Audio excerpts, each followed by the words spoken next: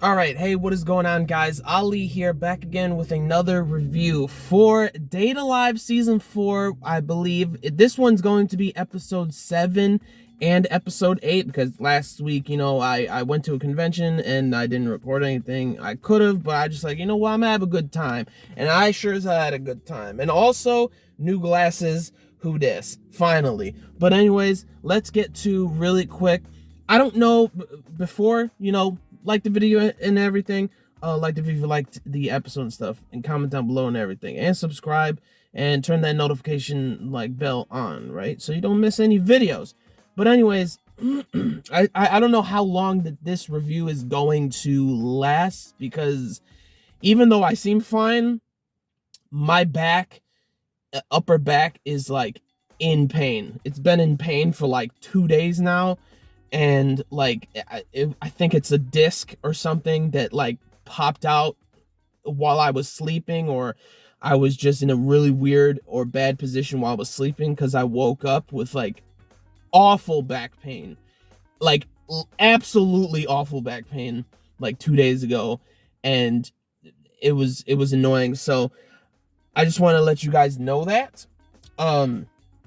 So because when I breathe, sometimes I cough, or if I laugh or something, I cough and my back starts hurting and stuff like that. So I don't know exactly how long I'm going to be making this review of these two episodes in general, but I'm going to try my best, to just, get a lot of quick things out that I very much enjoyed and whatnot. So yeah, anyways, without further ado, episode 7, loved it. Fantastic. Mukuro is so freaking cute. It's she has a sexy type of cute. I love her mannerisms. I think I've said that before in the last couple of episodes or something. I love her mannerisms with her accent and the way she talks. I love it so much. She's Jano, at the end of her sentences and stuff, she says Jano or whatever, and her accent is just so freaking adorable and stuff.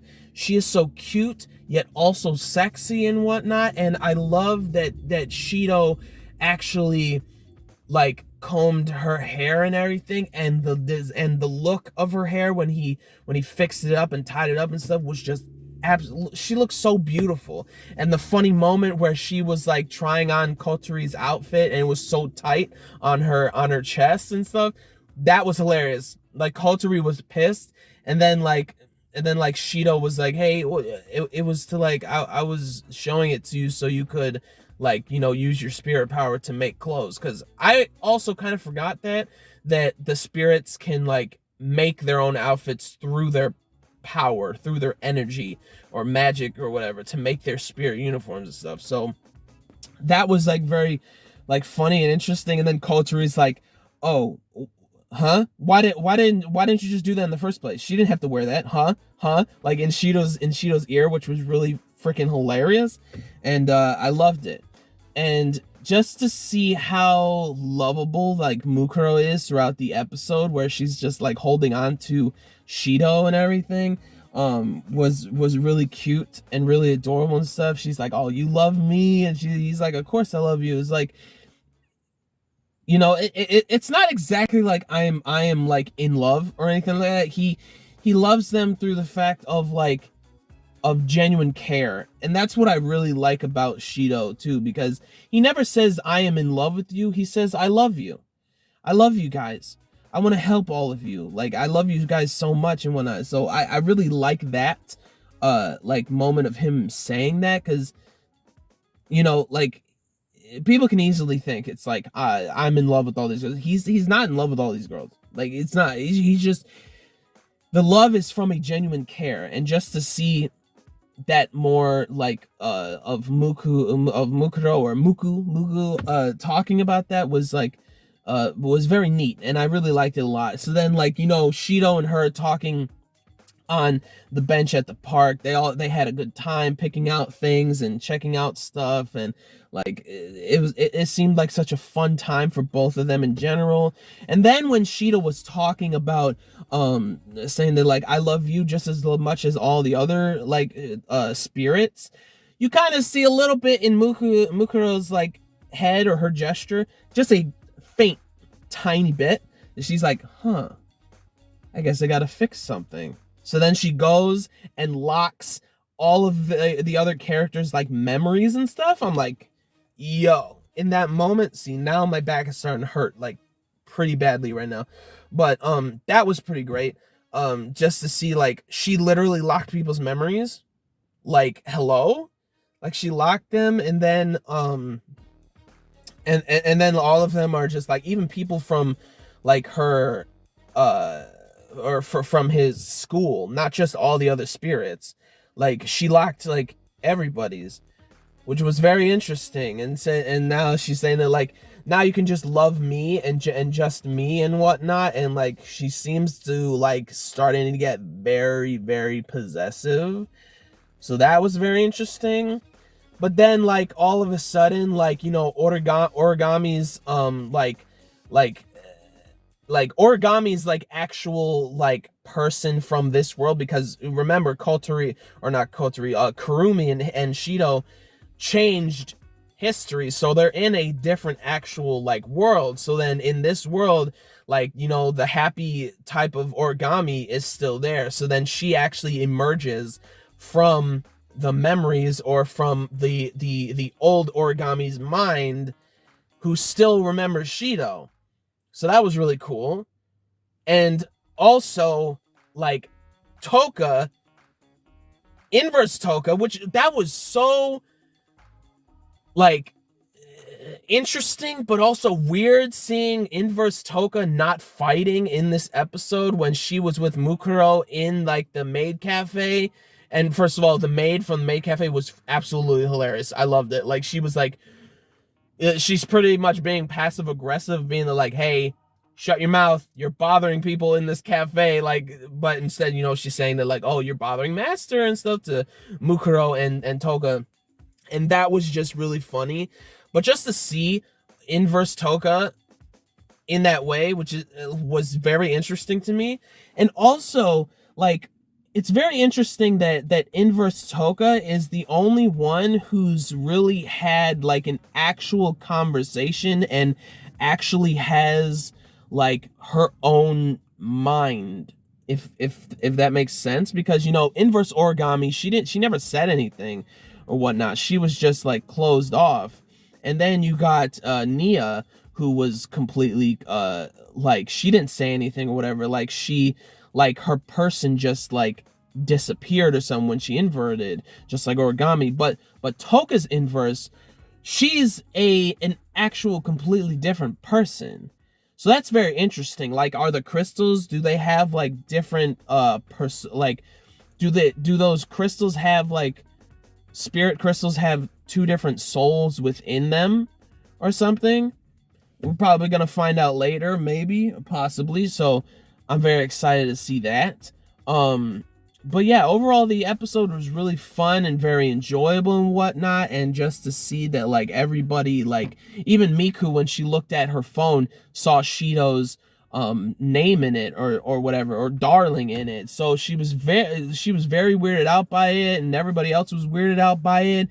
And they were interested in like, wait, why is this random person asking like if we know him, because their memory's being locked, that you know, like why is he saying that we know him and stuff? But then at the same time, he has the same last name as Kotori, because so Kotori's like, wait, why does he has the same last name as me and stuff? And then like Miku is like, well, darling is in my phone, like what's going on here? So that was very interesting. And then like, you know, the whole thing with inverse Toka was really cool. And the new, or I'm gonna say new origami, like her memories and her mind came out of the origami that we know. So that was like really cool.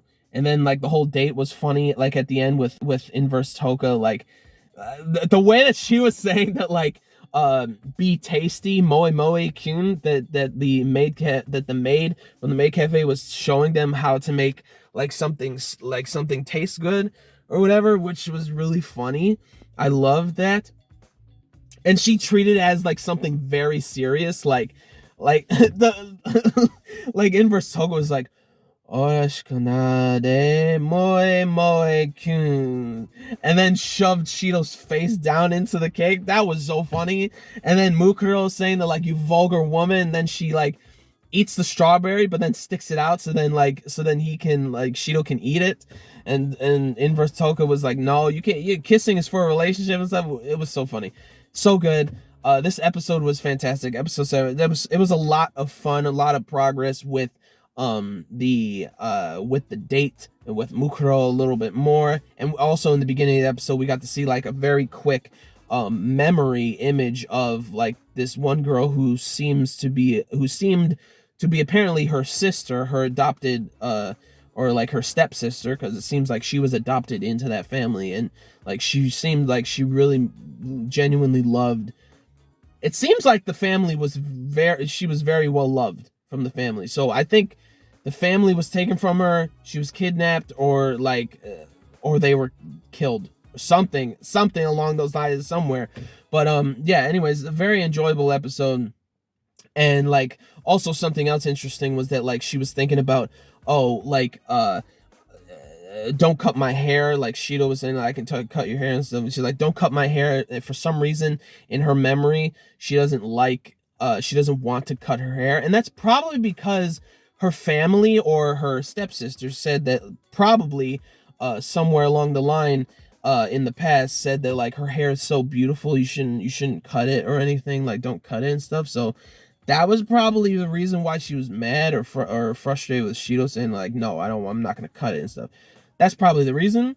But yeah, again, you know, episode 7, solid stuff. I liked the really quick flashback, or the past scene with her and her stepsister, and then like, you know, the whole thing with like her hair, like specifically she doesn't want to cut it, she gets angry even if it's Shido, and everything with Inverse Toka, which was so interesting, just to see her not like fighting. Like at first she was going to fight, but then she didn't, and then it seems like next episode, or this episode, obviously episode 8, she did and whatnot. So yeah, anyways, very good episode. Now on to episode 8.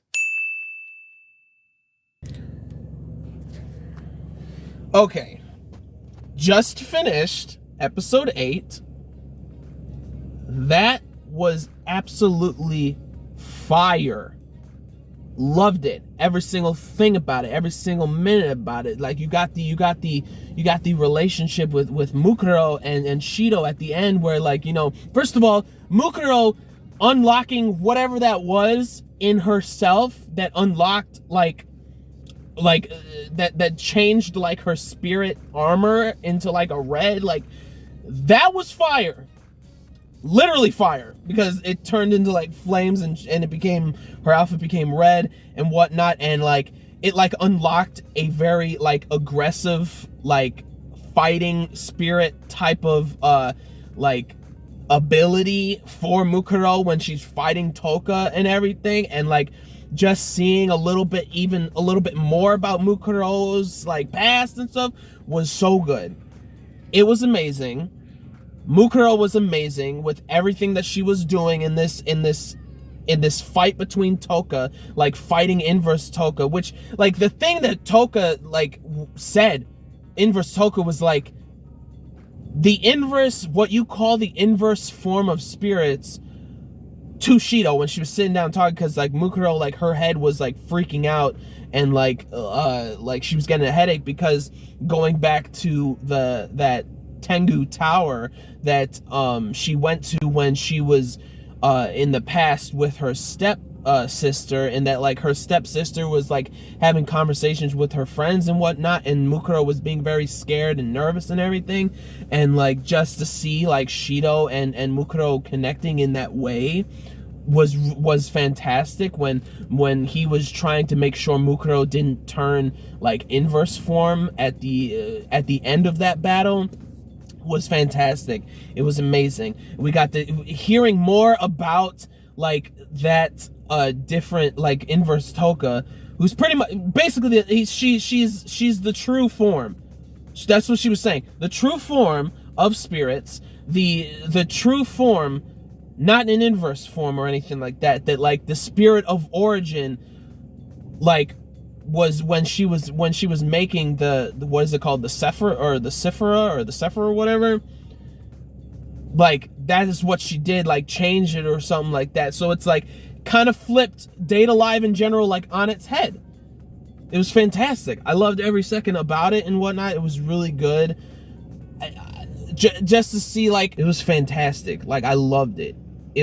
Just to hear like Toka talking to Shido about this, that like she's fine with like telling him, what was also funny because she was kind of being like, you know, tsundere being at the end when she grabbed Shido, that like, I'm not doing it because you asked me, I'm doing it because I just wanted to, which was really funny. I loved it. I loved everything about it. It was fantastic.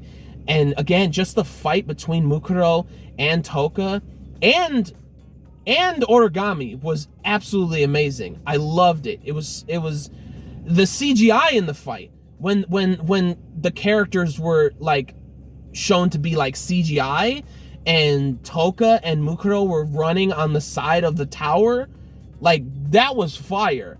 Absolutely. And all the other abilities that Mukuro was doing, what she used her ability so easily, her angel, to stop the rotation of the freaking the earth.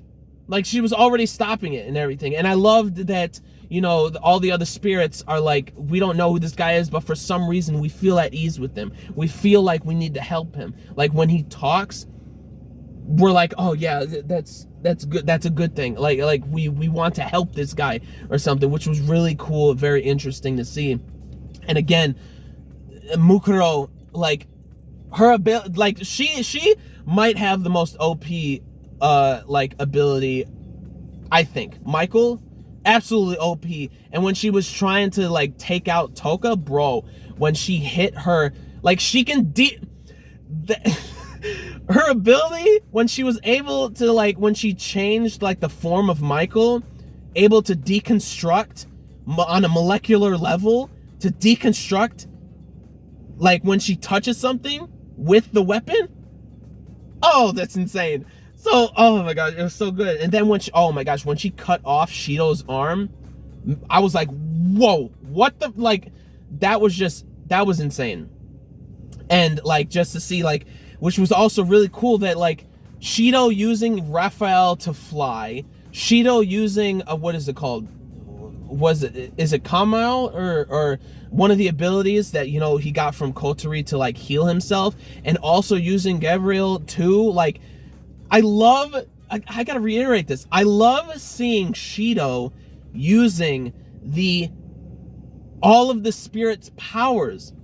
It's fantastic, and it doesn't feel like, oh my gosh, it's about time that he's been using all this stuff like in season 4. It's like, it just feels good to see him use all of these abilities and all these all these angels and this weaponry and these abilities. And I'm like, I love it so much. And just seeing like Origami helping him out too, like now that like her spirit power and energy is connected with the armor that she got from Kotori and Ratatoskir, which was absolutely fantastic too.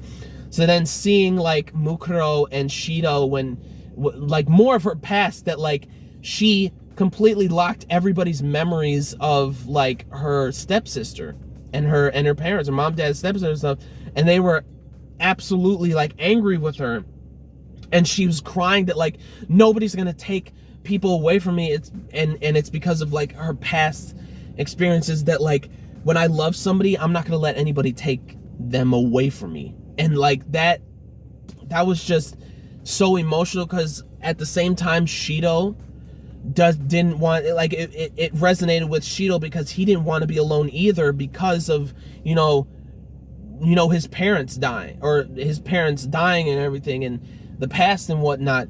And just to see that and how similar they are was a very emotional thing, and I loved it like so much. And I thought it was great too. Like, it was good. It was fantastic. And then to see them crying and stuff. So yeah, that was fantastic. And seeing her just crying about it and stuff, and learning about a little bit more about the past was great. and like it was a good time. Like really, it was a good time. And then like at the end, like Shido talking about like, you're my family. You're gonna be my family, and I don't want that, like, you know, I don't want you to feel alone. You're never gonna be alone. I'm never gonna hate you. Like nothing's gonna happen to where I'm gonna leave you. And I loved that. It was so good.